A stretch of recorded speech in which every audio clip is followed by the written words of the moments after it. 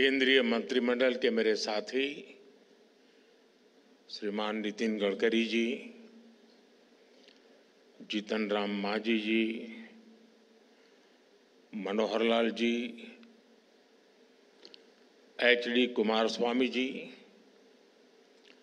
पीयूष गोयल जी, हरदीप सिंह पुरी जी, देश विदेश से आए ऑटो इंडस्ट्री के सभी दिग्गज, अन्य अतिथिगण, देवी और सज्जनों, पिछली बार जब मैं आपके बीच आया था तब लोकसभा के चुनाव ज्यादा दूर नहीं थे। उस दौरान मैंने आप सबके विश्वास के कारण कहा था कि अगली बार भी भारत मोबिलिटी एक्सपो में जरूर आऊंगा।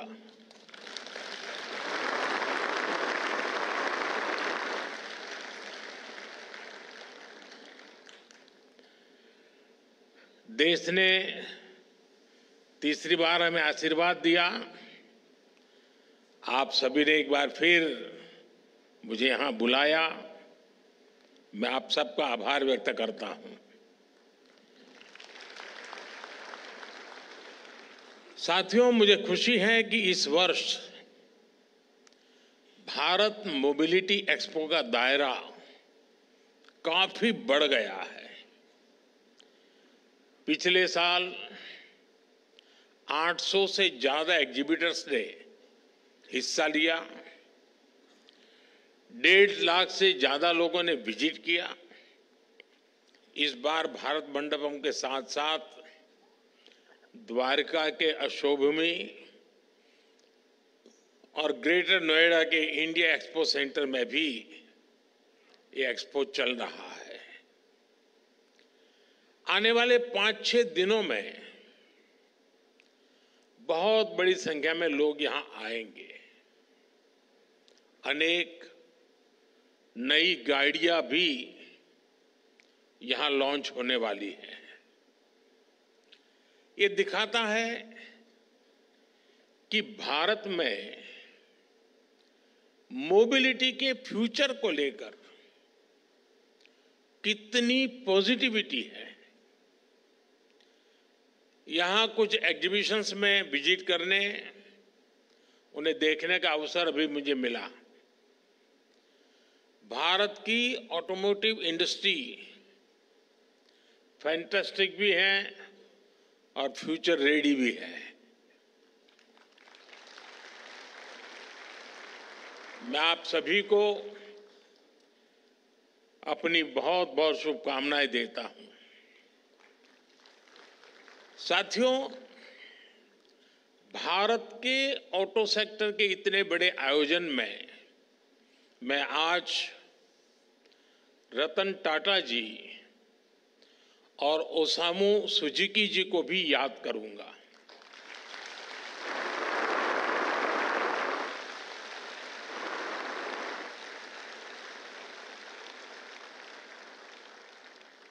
भारत के ऑटो सेक्टर की ग्रोथ में मिडिल क्लास के सपने को पूरा करने में इन दोनों महानुभावों का बहुत बड़ा योगदान रहा है।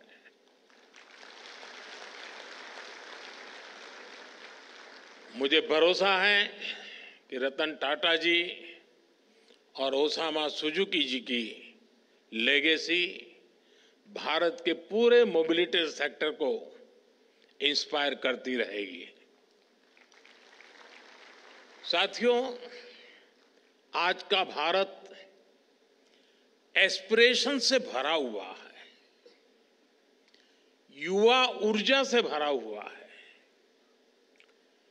यही एस्पिरेशंस हमें भारत की ऑटोमोटिव इंडस्ट्री में दिखाई देती हैं। बीते साल में भारत की ऑटो इंडस्ट्री करीब 12% की ग्रोथ से आगे बढ़ी है। Make in India, make for the world के मंत्र पर चलते हुए अब एक्सपोर्ट भी बढ़ रहा है। इतनी तो दुनिया के कई देशों की पॉपुलेशन नहीं है जितनी हर साल भारत में गाड़ियां बिक रही हैं।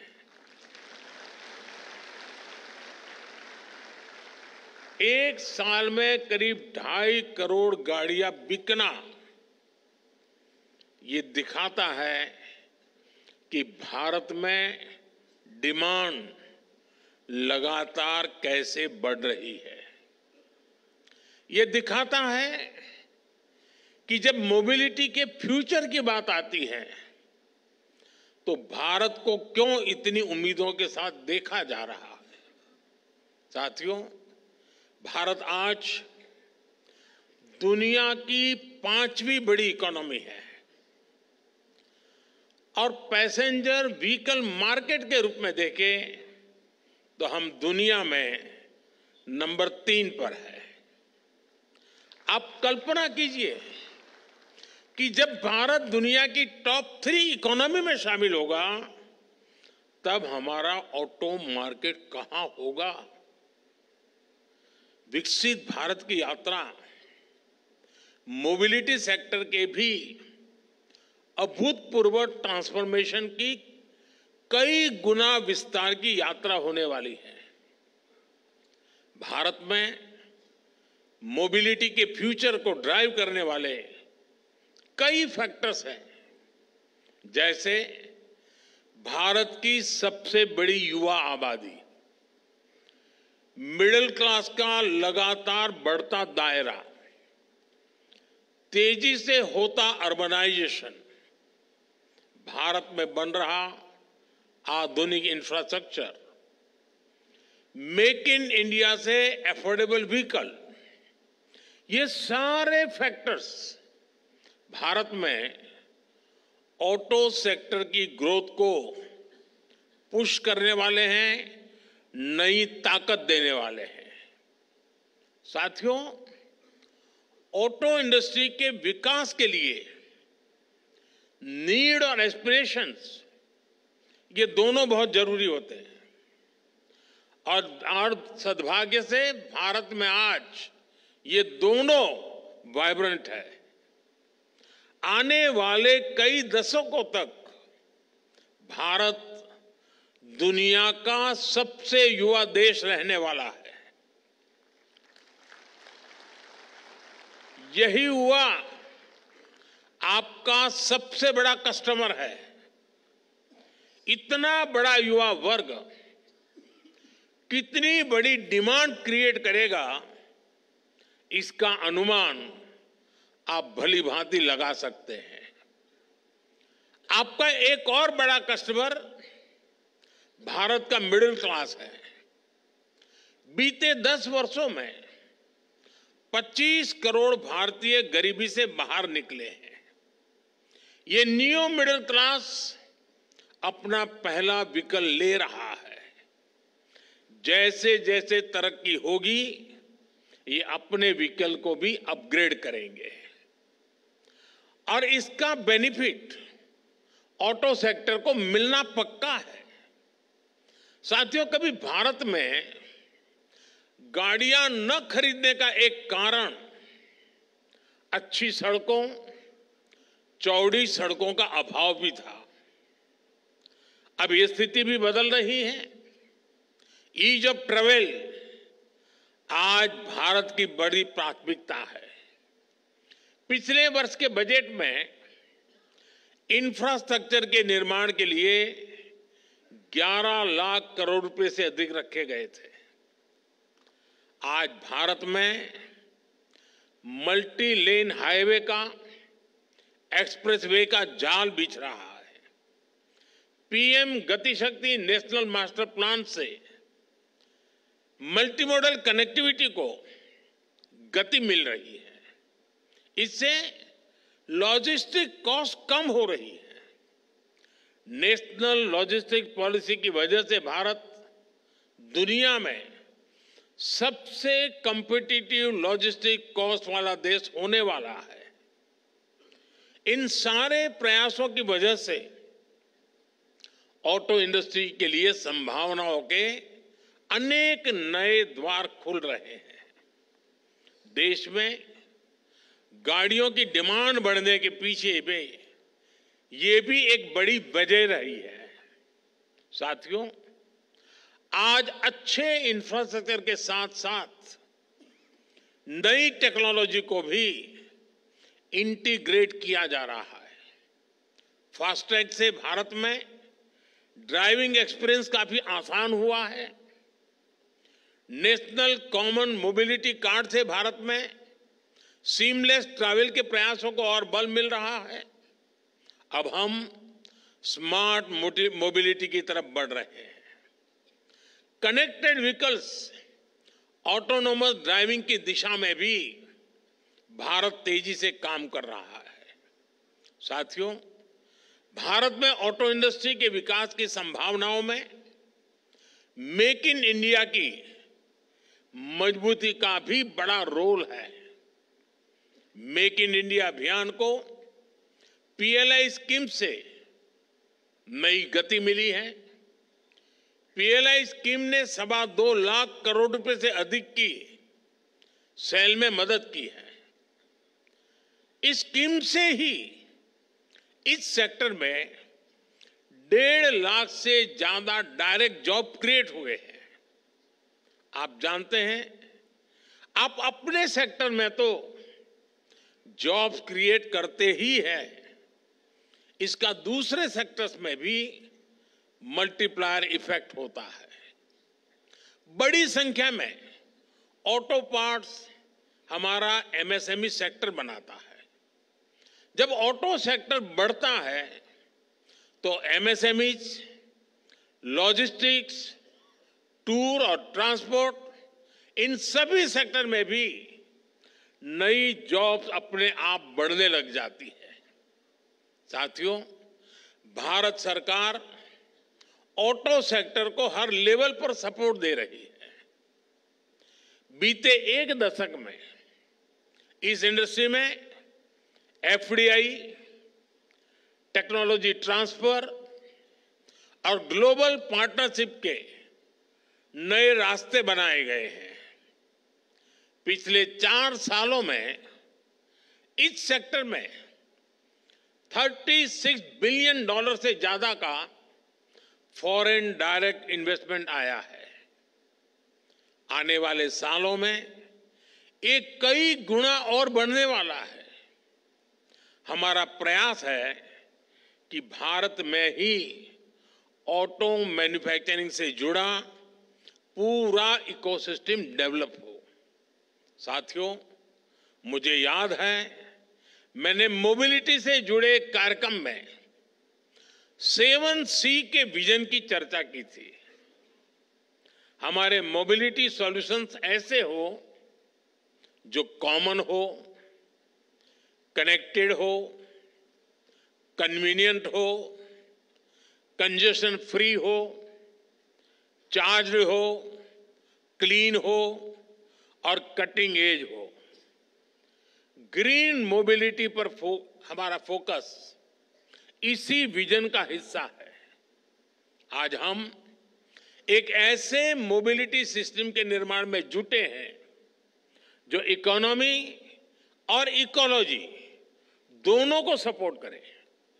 एक ऐसा सिस्टम जो फॉसिल फ्यूल के हमारे इंपोर्ट बिल को कम करे। इसलिए आज green technology, EVs, hydrogen fuel, biofuels, ऐसी टेक्नोलॉजी के डेवलपमेंट पर हमारा काफी फोकस है। नेशनल इलेक्ट्रिक मोबिलिटी मिशन और ग्रीन हाइड्रोजन मिशन जैसे अभियान इसी विजन के साथ शुरू किए गए हैं। साथियों, बीते कुछ सालों से इलेक्ट्रिक मोबिलिटी को लेकर भारत में बहुत तेज ग्रोथ देखी जा रही है। बीते दशक में इलेक्ट्रिक व्हीकल की बिक्री में 640 गुना की वृद्धि हुई है। 640 गुना 10 साल पहले जहां एक साल में सिर्फ 2600 के आसपास इलेक्ट्रिक व्हीकल बिके थे, वर्ष 2024 में 16,80,000 से ज्यादा व्हीकल बिके हैं।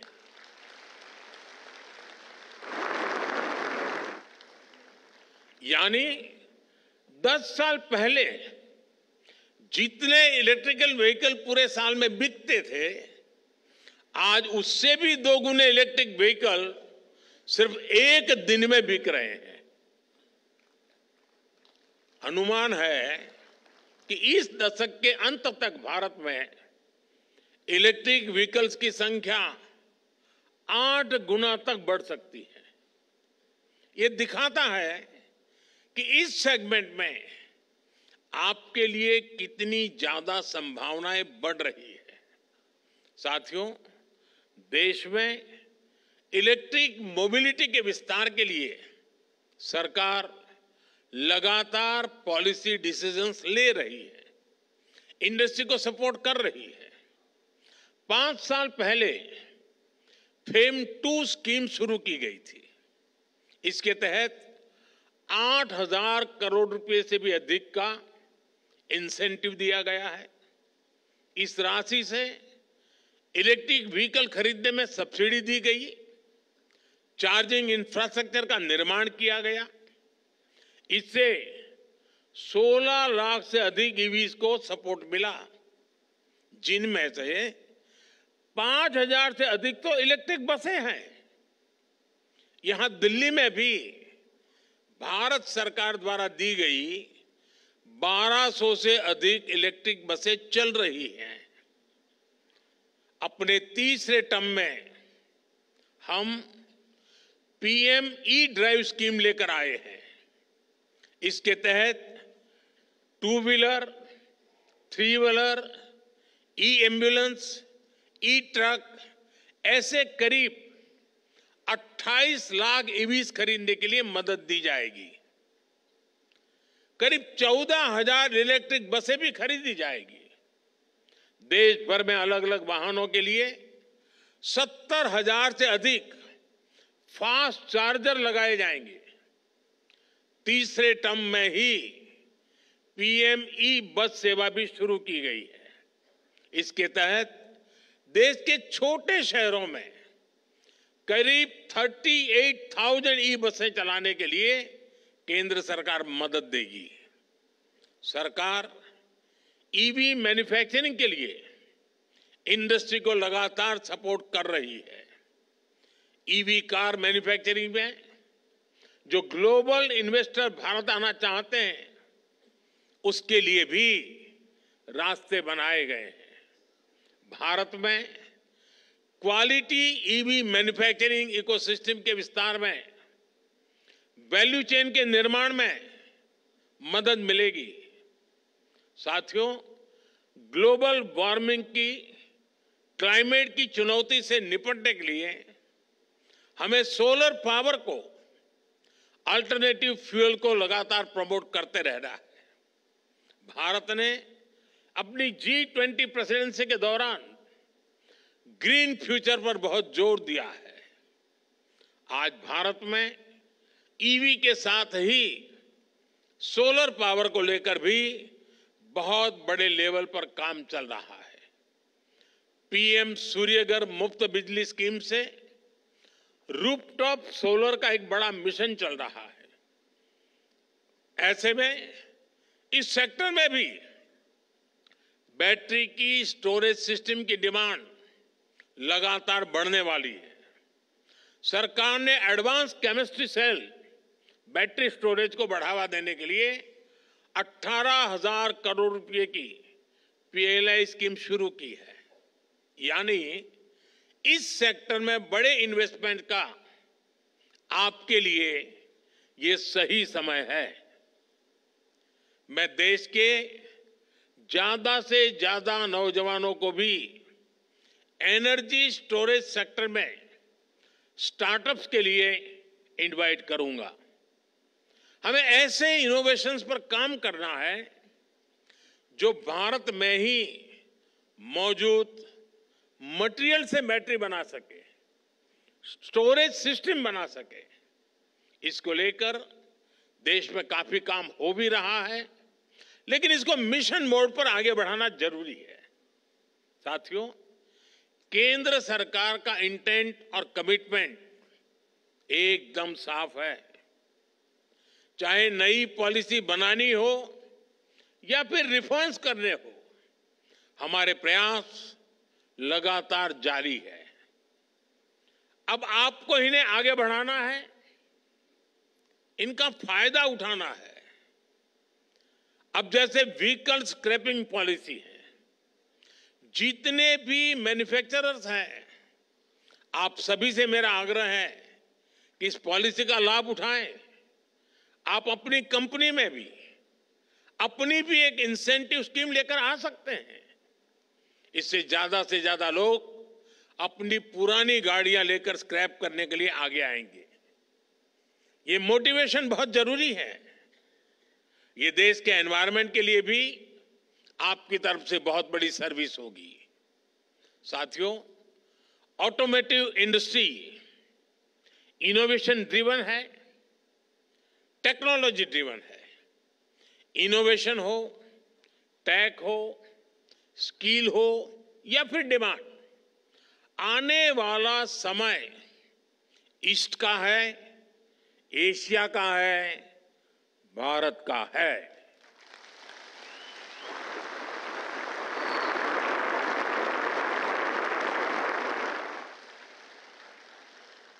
मोबिलिटी में अपना फ्यूचर देखने वाले हर सेक्टर के लिए भारत एक शानदार, इन्वेस्टर के लिए भी शानदार डेस्टिनेशन है। मैं आप सभी को फिर विश्वास दिलाता हूं, सरकार हर तरह से आपके साथ है। आप make in India, make for the world के मंत्र के साथ इसी तरह आगे बढ़ते रहें। आप सभी को फिर से बहुत बहुत शुभकामनाएं। धन्यवाद।